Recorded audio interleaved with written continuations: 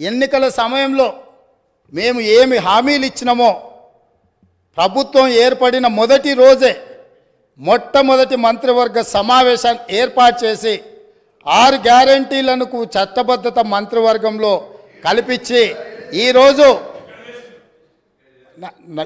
ఇదే సమస్య మేనేజ్మెంట్ కోటాలు వస్తే అధ్యక్ష ఈ ప్రాబ్లమ్స్ ఉంటాయి. మేనేజ్మెంట్ కోటాలు వస్తే ఈ ప్రాబ్లం ఉంటుంది. మంత్రివర్గంలో పాలసీలను ఆమోదించుకొని చట్టాలు చేసేది చట్టసభలో చేస్తారు. చట్టాలు మంత్రివర్గంలో చేయరు అధ్యక్ష. చట్టం ఎక్కడ జరుగుతుంది? శాసనసభలో జరుగుతుంది. కాబట్టి మంత్రివర్గంలో తీసుకున్న విధానపరమైన నిర్ణయాలను చట్టబద్ధత కల్పించి చట్టం చేసేదే ఈ శాసనసభ.